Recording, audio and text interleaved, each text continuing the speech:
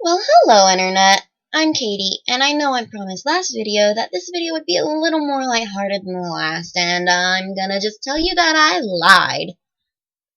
Yeah, I'm sorry about that, but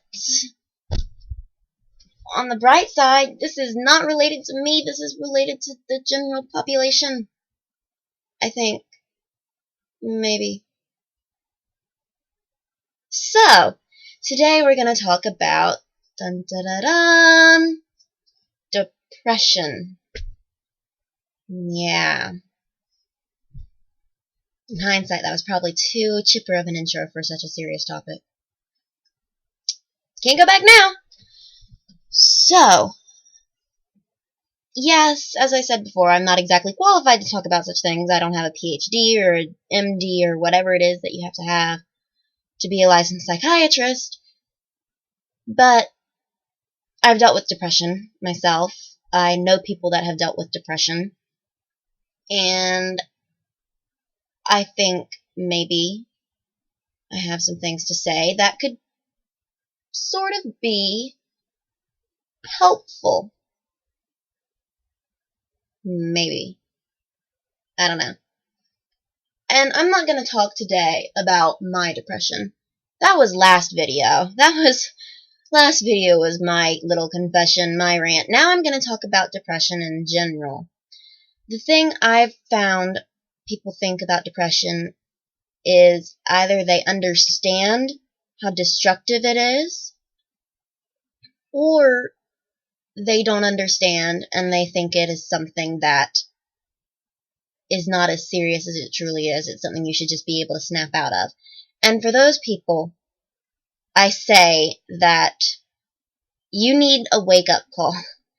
Because the very nature about mental illness is because it's not physical, people seem to think that it's not as serious, when in reality it can be just as crippling as, say, having the plague or something. It's a crippling, destructive thing. And I don't think some people realize that. So, what I want to say about depression in general is when you get something in your head, depression can stem from a lot of things. It can stem from a feeling of low self-worth. It can stem from boy issues. It can stem from a lot of things. But it all boils down to, at least in my experience, a feeling of insignificance in some shape, form, or fashion. Whether it's insignificance in your life or insignificance within yourself, that's what depression seems to boil down to. And what is so destructive about depression is when someone gets it in their head that they are insignificant or they are not worthwhile, it doesn't matter what people say, because it doesn't help. It's still something they believe.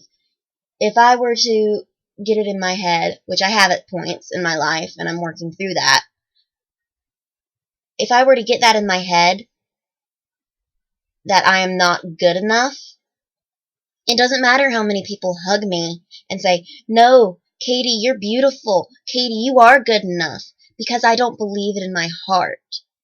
Deep down, I may know I am, but what is so destructive and crippling about depression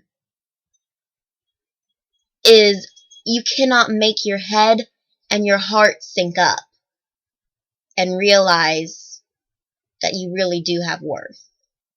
And that's why it is a clinical disease. Because you can't just snap out of it. You can't just say to yourself, "I have no reason to be depressed."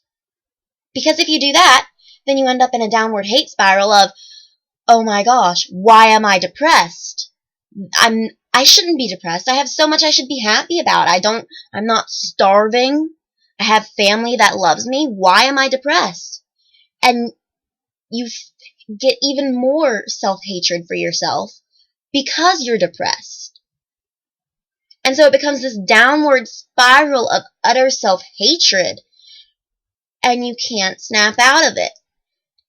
And what people don't realize when they say, "Oh, just don't think about it." Well, that's great, but what about those moments when you're going to sleep at night What about those moments when you're driving in the car alone? What about any moment where you're not completely fully occupied? I mean, it's hard not to think about depression.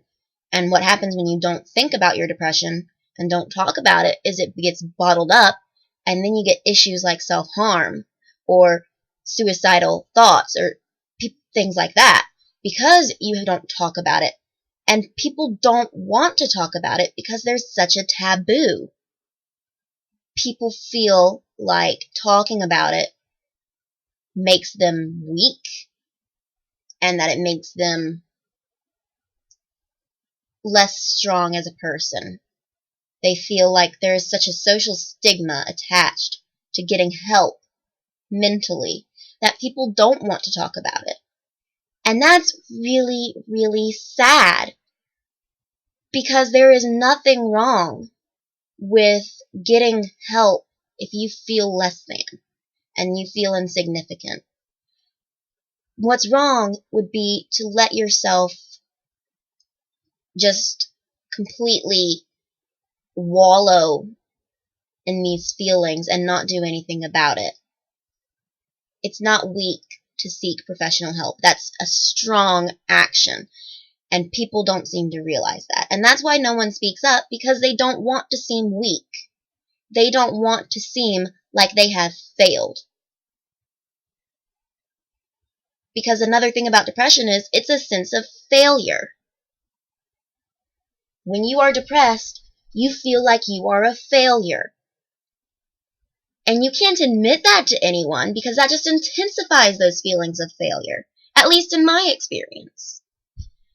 So, another thing I want to say is that people need to understand that you can't bottle up your feelings, one, like I said earlier.